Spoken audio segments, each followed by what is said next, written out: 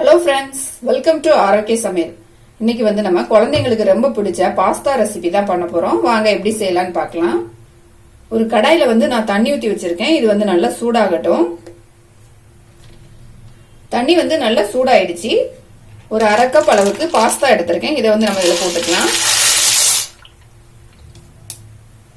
இது கூடவே கொஞ்சமா உப்பு சேர்த்துக்கலாம். ஒரு ஸ்பூன் அளவுக்கு ஆயில் ஊத்திக்கலாம். இந்த பாஸ்தா வந்து நல்லா வேகணும். நம்ம வந்து இடையில வந்து இது லைட்டா வந்து கிளறி விட்டுக்கலாம், இல்லைன்னா வந்து அடிப்பக்கமா ஒட்டிக்கும். பாஸ்தா வந்து நல்லா வெந்துடுச்சு. நம்ம வந்து எடுத்துடலாம். இப்போ இந்த தண்ணியில இருந்து வடிகட்டி எடுத்துக்கலாம்.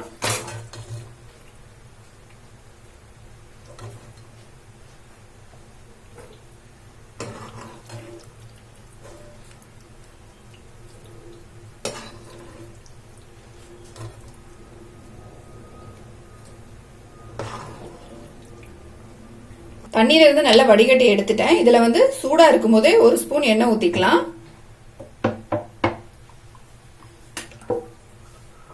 ஊத்திட்டு ஒரு ஸ்பூன் வச்சு மிக்ஸ் பண்ணிடலாம். இது வந்து ஒன்னோட ஒண்ணு ஒட்டாம இருக்கும். அதனால நம்ம எண்ணெய் ஊத்திட்டு வந்து மிக்ஸ் பண்ணி வச்சிடலாம்.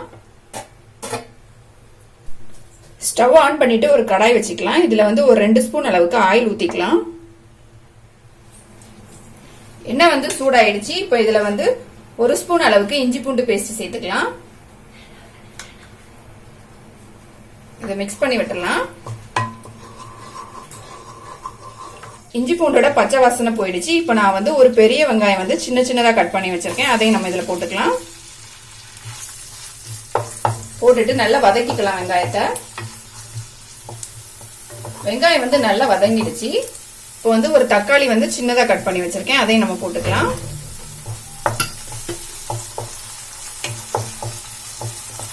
தக்காளி வந்து நல்லா வதங்கட்டும். தக்காளி வந்து நல்லா வதங்கிடுச்சு. இப்போ நம்ம வந்து ஸ்டவ் வந்து சிம்ல வச்சுக்கலாம். வச்சுட்டு ஒரு 1/4 டீஸ்பூன் அளவுக்கு மஞ்சள்தூள் போட்டுக்கலாம். 1/4 டீஸ்பூன் அளவுக்கு பெருஞ்சீரகத்தூள் சேர்த்துக்கலாம். 1 ஸ்பூன் மிளகாத்தூள் போட்டுக்கலாம். 1/4 டீஸ்பூன் அளவுக்கு கரம் மசாலா போட்டுக்கலாம். போட்டுட்டு எல்லாத்தையும் நல்லா மிக்ஸ் பண்ணிடலாம். நல்லா மிக்ஸ் பண்ணிட்டேன். இதுல வந்து ஒரு 1.5 ஸ்பூன் அளவுக்கு தக்காளி சாஸ் எடுத்து வச்சிருக்கேன். இதை வந்து நம்ம இதுல ஊத்திக்கலாம்.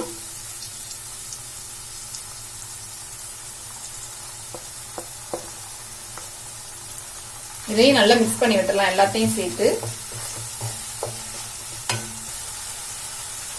நல்லா மிக்ஸ் பண்ண பிறகு ஒரு 1/4 கிளாஸ் அளவுக்கு தண்ணி ஊத்திக்கலாம்.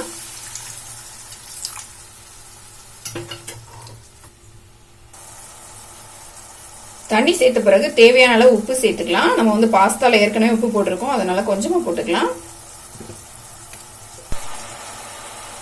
நல்ல கொதி வர ஆரம்பிச்சிடுச்சு. இப்ப நம்ம வந்து இதுல வந்து பாஸ்தாவை சேர்த்துக்கலாம். சேர்த்துட்டு மிக்ஸ் பண்ணி விட்டுறலாம்.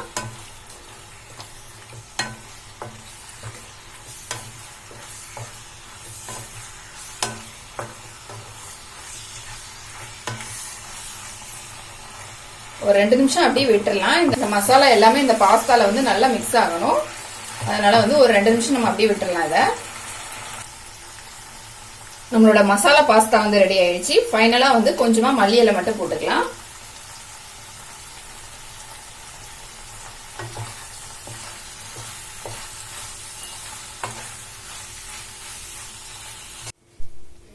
குழந்தைங்களுக்கு ரொம்ப பிடிச்ச மசாலா பாஸ்தா எப்படி செய்யலாம் அப்படிங்கறத பார்த்தோம். இதை கண்டிப்பா ட்ரை பண்ணி பாருங்க. இந்த வீடியோ உங்களுக்கு பிடிச்சிருந்தா லைக் பண்ணுங்க, ஷேர் பண்ணுங்க. மறக்காம என்னோட சேனலை சப்ஸ்கிரைப் பண்ணுங்க.